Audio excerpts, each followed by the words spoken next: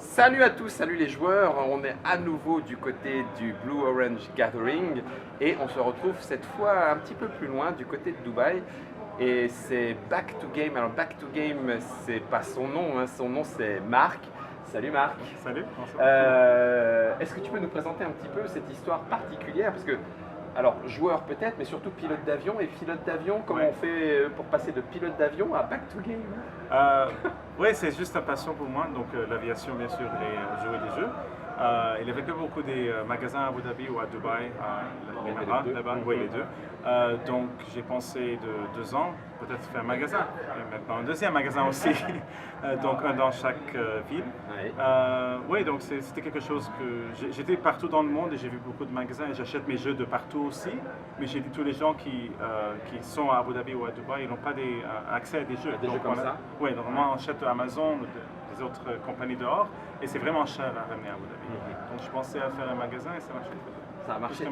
J'espère que ça reste comme ça. On touche du bois. Donc ça veut dire que tu choisis toi-même les jeux que tu amènes dans le magasin. Bien tu sûr, peux peut-être pas tous les prendre, je sais pas. Oui, j'ai choisi beaucoup des jeux, bien sûr. Maintenant, on a Blue Orange Games aussi avec Arif Books qui est magnifique.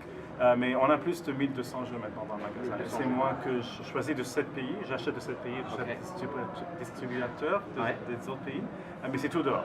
On n'a pas beaucoup des distributeurs dans Abu Dhabi ou dans les pays arabes. D'accord. Donc du coup, ça veut dire qu'il y a même aussi possibilité peut-être que peu à peu ça se développe dans d'autres pays arabes. Oui, on espère ça parce que culture, culture, bien sûr, c'est pas très connu encore là pour les jeux de société, mais on essaye, comme Back to Games, comme magasin, il essaie de pousser ça, et bien sûr comme Harry Books avec Blue Orange Games, même chose. Mais on espère qu'on va travailler très fort sur la culture du jeu. des jeux de société. Ouais. Il adore jouer les jeux de vidéo là-bas. Ah oui, c'est surtout Vraiment les jeux vidéo. Beaucoup, ouais. Et du coup, c'est très connu là-bas. Comment est-ce que vous amenez cette culture du jeu? Vous passez plus par les enfants, par la famille, par les gamers? Je pense tous. On a tous les âges et tous les types de gens et tous les types de jeux aussi. Donc nous sommes vraiment forts avec FFG par exemple. Il y a beaucoup des joueurs d'Europe et des États-Unis et du Canada qui adorent FFG et Asmodee Games bien sûr. Pour les familles, bien sûr, c'est Blue Orange. Ça, c'est pas... Rien à discuter. Du tout. Et ça marche très bien, très facile. Et tous les gens, ils rient, ils adorent, donc c'est très facile pour nous. On fait beaucoup de démos. On a 9 tables dans le magasin qui travaillent toujours avec des démos. Donc on a toujours un Pengaloo là-bas, King Domino par exemple aussi maintenant. Et on a des choses comme, on fait des LCG Nights pour Arkham Horror et Lord of the Rings LCG, des choses comme ça. Et on a Board Game Nights les jeudis et les samedis. On a Magic les vendredis. Donc on a toujours des choses qui tourne tout le temps. Toujours. Après 6 heures de 10 heures chaque jour, on a des choses qui arrivent dans le magasin. Et il y a des communautés qui viennent pour ça. Donc on a X-Wing dans cette nuit. D'accord.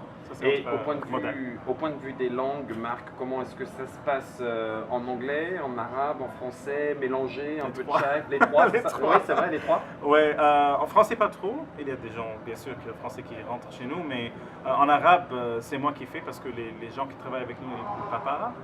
Donc j'explique des jeux comme Splendor, comme Catan, et bien sûr Pengaloo aussi, c'est un autre que j'explique beaucoup en arabe, et ça marche.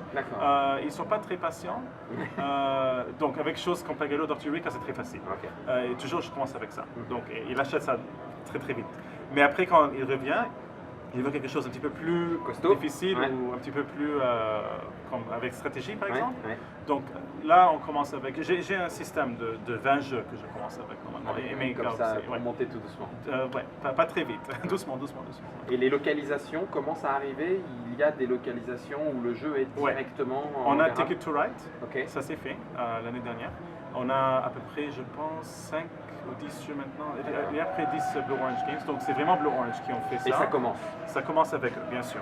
Avec nous, c'était Ticket to Ride. Je travaille avec la compagnie qui a fait ça, Board Game Space, ça s'appelle. Et on va faire Splendor, je pense. Je parlais avec Asmodee de ça. On espère qu'on va le prendre. Peut-être Jungle Speed aussi. Donc on va voir, mais ça commence. Ça démarre. L'autre petite question, c'est parce qu'on en a parlé en dehors de la caméra, mais je trouve que l'anecdote est quand même assez étonnante. Tu m'expliquais que si les dés ont des petits points, c'est pas bon du tout. Pour certaines personnes, oui. Parce que c'est trop marqué jeu d'argent, jeu de casino. Casino, directement, ouais. Et donc le jeu de casino, c'est vraiment à part. Bien sûr donc que du non, coup, c'est pas accepté du tout. Et, donc si on veut des dés dans les jeux, il faut que ce soit des dés avec des numéros. Ouais, avec des chiffres ou des numéros, ouais. Ça c'est fou. Il y a des gens qui m'ont dit ça quand ils rentraient. Donc ils veulent ça, pas l'autre, parce qu'ils ont expliqué. Lui, il y a des numéros et ça, pas des points. Ah, ouais. Et l'autre petit élément, alors je sais pas si tu peux le raconter, mais j'ai trouvé ça aussi très drôle, c'est sur le flocage, la neige et l'herbe pour les figurines. Enfin, je sais pas, bon, ça se raconte. Moi, je trouve ça très très drôle. Oui, mais...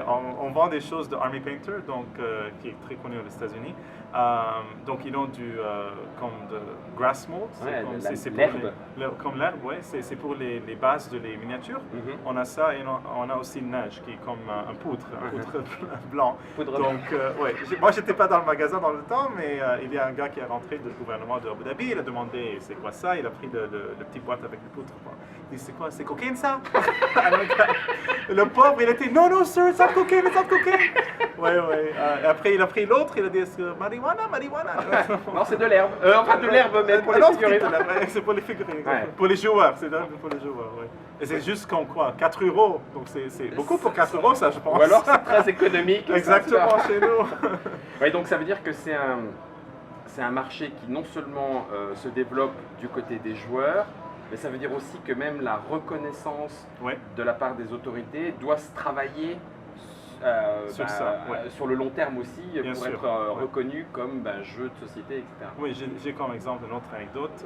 J'ai pris Dr. Eureka donc quand Jalal était là avant, on avait un problème. On a fait un truc pour Gogo Gelato, parce qu'on a sorti Gogo Gelato là-bas à Back to Games. Une animation.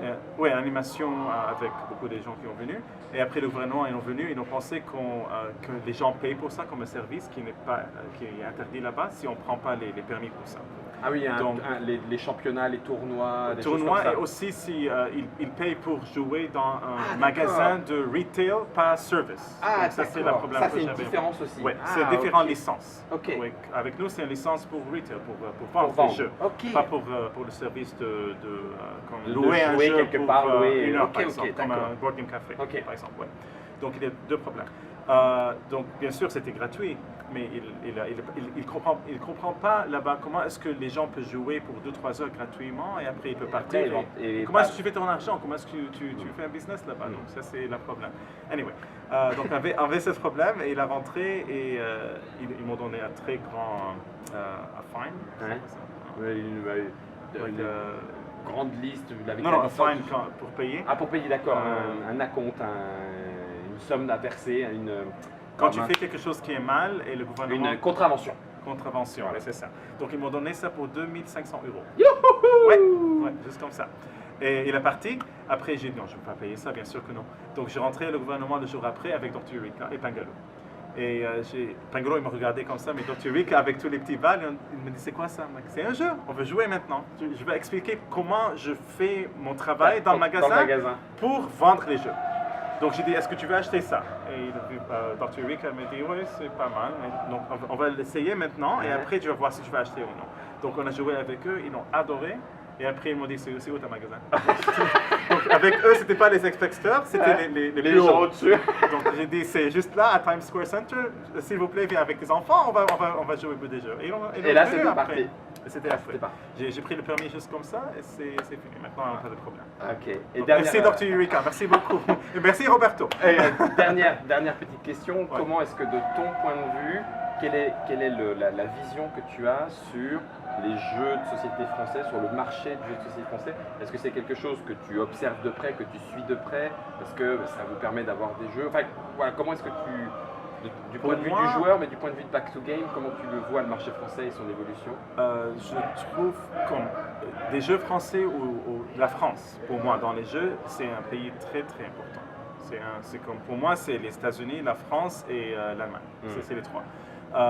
Donc, bien sûr, Blue Orange qui est venu chez nous est excellent, Mais la culture française, donc la culture française ici qui joue des jeux de société est très très forte. À Abu Dhabi, il y a beaucoup de Français qui achètent nous. Donc économiquement pour nous, les Français, la culture française ou la groupe française là, ils sont très très importants pour Back to Games. Et jamais ils rentrent pour acheter un jeu. Ils achètent toujours 5 ou 6. Et ils connaissent les jeux. Donc, on ne travaille pas beaucoup avec eux. S'il y a des choses qui sont nouveaux, ils vont essayer les démos. Mais normalement, ils savent qu'est-ce qu'ils veulent. Et anciens les gens, mais à mes gens qui travaillent aussi, ça arrivait avant. Donc, you don't know this game, we will come and play with you. Ils commencent. Donc, ça, c'était magnifique à voir. Et on a beaucoup dans les board game groups qu'on a à Abu Dhabi qui sont des Français aussi. Donc, pour moi, c'est un de les corps pays pour les jeux de société pour ceux. Et c'est très connu avec eux, ils adorent et on voit ça vraiment avec eux quand ils rentrent. Ils sont vraiment passionnés pour ça. Comme quoi on peut se retrouver à 10 000 pieds au-dessus du sol, être fan de jeux de société et finalement se retrouver dans la boutique pour placer ces jeux de société, faire avancer la culture du jeu. Merci beaucoup Marc, merci à Back to Game. On en sait un petit peu plus sur Abu Dhabi et sur Dubaï, sur cette situation. Et puis on aura peut-être encore d'autres interviews pour en savoir plus sur d'autres sujets. À tous. Merci.